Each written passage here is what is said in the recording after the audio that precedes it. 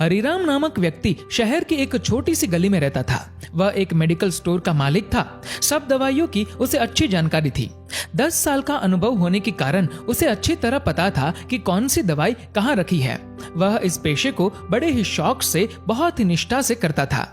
दिन ब दिन उसकी दुकान में सदैव भीड़ लगी रहती थी। वह ग्राहकों को उनकी जरूरत की दवाइयाँ बहुत सावधानी और इत्मीनान से देता था।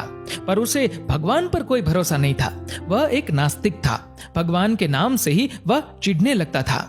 घर वाले उसे बहुत समझाते, पर वह उनकी एक न सुनता था। खाली वक्त मिलने पर वह अपने दोस्तों के संग मिलकर घर या दुकान में ताश खेलता था। एक दिन उसके दोस्त उसका हालचाल पूछने दुकान में आए और अचानक बहुत जोर से बारिश होने लगी। बारिश की वजह से दुकान में भी कोई नहीं था। बस फिर क्या, सब दोस्त मिलकर ताश खेलने लगे। तभी एक छोटा सा लड़का उसकी दुकान में दवाई लेने पर्ची लेकर आया। उसका पूरा शरीर भीगा था। हरिराम ताश खेलने में इतना मशगूल था कि बारिश में आए हुए उस लड़के पर उसकी नजर नहीं पड़ी। ठंड से ठिठुरते हुए उस लड़के ने दवाई की पर्ची आगे बढ़ाते हुए कहा, साहब जी, मुझे ये दवाइयाँ चाहिए। मेरी माँ बहुत बीमार है, उनको बचा लीजिए। बाहर और सब दुकानें बारिश की वजह से बंद है। आपकी दुकान को देखकर मुझे विश्वास हो गया कि मेरी माँ बच जाएगी। ये दवाई उनके लिए बहुत जरूरी है। इसी बीच लाइट भी चली गई और सब दोस्त जाने लगे। बारिश भी थोड़ा थम चुकी थी। उस लड़के की पुकार सुनकर ताश खेलते खेलते ही हरिराम ने दवाई की उस पर्ची को हाथ में लिया और दवाई लेने को उठा। ताश के खेल को पूरा न कर पाने के कारण अनमने से, अपने अनुभव से, अंधेरे में ही दवाई की उस शीशी को झट से निकालकर उसने लड़के को दे दिया। उस लड़के ने दवाई का दाम पूछा और उचित दाम देकर बाकी के पैसे अपनी जेब में रख लिए और फिर खुशी खुशी दवाई की शीशी लेकर चला गया। हरिराम आज दुकान को जल्दी बंद करने की सोच रहा था। थोड़ी देर बाद लाइट आ गई और वह ये देखकर दंग रह गया कि उसने जिसे दवाई की शीशी समझकर उस लड़के को दिया था, वह चूहे मारने वाली जहरीली दवा है, जिसे उसके किसी ग्राहक ने थोड़ी ही देर पहले लौटाया था। और ताश खेलने की धुन में उसने अन्य दवाइयों के बीच ये सोचकर रख दिया था कि ताश की बाजी के बाद फिर उसे अपनी जगह पर वापस रख देगा। अब उसका दिल जोर जोर से धड़कने लगा। उसकी 10 साल की नेकी पर मानो जैसे ग्रहण लग गया हो। उस लड़के के बारे में सोचकर वो तड़पने लगा। सोचा, यदि ये दवाई वो अपनी बीमार माँ को देगा तो वह अवश्य मर जाएगी। लड़का भी बहुत छोटा होने के कारण उस दवाई को तो पढ़ना भी नहीं जानता होगा। अगले ही पल वह अपनी इस भूल के लिए खुद को कोसने लगा और ताश खेलने की अपनी आदत को छोड़ने का निश्चय कर लिया। पर यह बात तो बाद के बाद देखी जाएगी। अब क्या किया जाए? उस लड़के का पता ठिकाना भी तो वह नहीं जानता। कैसे उस बीमार माँ को बचाया जाए? सच, कितना विश्वास था उस लड़के की आंखों में।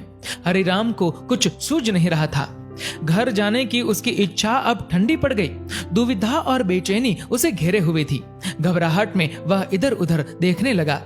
पहली बार उसकी दृष्टि दीवार के उस कोने में पड़ी जहां उसके पिता ने जिद करके भगवान श्री कृष्ण की तस्वीर दुकान के उद्घाटन के वक्त लगाई थी।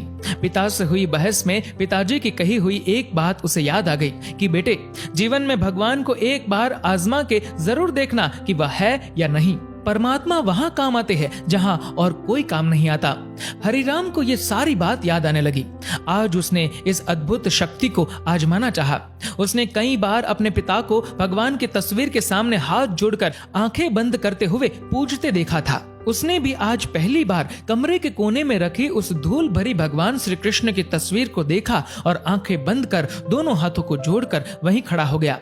थोड़ी देर बाद वह छोटा लड़का फिर दुकान में आया। हरिराम के पसीने छूटने लगे। वह बहुत व्याकुल हो उठा। पसीना पोंछते हुए उसने कहा, क्या बात है बेटा, तुम्हें क्या चाहिए? लड़के की आंखों से पानी छलकने लगा। उसने रोते रोते कहा, बाबूजी, बाबूजी, माँ को बचाने के लिए मैं दवाई की शीशी लिए भागे जा रहा था। घर के करीब पहुंच भी गया था। बारिश की वजह से आंगन में पानी भरा हुआ था और मैं फिसल गया। दवाई की शीशी भी गिरकर टूट गई। क्या आप मुझे वही दवाई की दूसरी शीशी दे सकते हैं बाबूजी? लड़के ने उदास होकर पूछा। हाँ हाँ, क्यों नहीं, हरिराम ने राहत की सांस लेते हुए कहा। लो ये दवाई। पर उस लड़के ने दवाई की शीशी लेते हुए कहा, पर मेरे पास तो पैसे नहीं हैं। उस लड़के ने हिचकिचाते हुए बड़े भोलेपन से कहा। हरिराम को उस बेचारे पर दया आ गई और बोला, कोई बात नहीं, तुम ये दवाई ले जाओ और अपनी माँ को बचाओ। जाओ, जल्दी करो। और हाँ, अब की बार जरा संभल के जाना। लड़का अच्छा बाबूजी कहकर वहां से चला गया। अब हरिराम की जान में जान आई। भगवान को धन्यवाद देते हुए अपने हाथों से उस धूल भरी तस्वीर को लेकर अपनी धोती से पोंछने लगा और अपने सीने से लगा लिया। अपने भीतर हुए इस परिवर्तन को वह पहले अपने घर वालों को सुनाना चाहता था। जल्दी से दुकान बंद करके वह घर को रवाना हुआ। उसकी नास्तिकता की घोर अंधेरी रात भी अब बीत गई थी और अगले दिन की नई सुबह एक नए हरे राम के स्वागत में तैयार थी। इंसान का नसीब उतनी बार बदलता है जितनी बार वह ईश्वर को याद करता है। एक बार सभी प्रेम से बोलिए जय जय श्री राधे।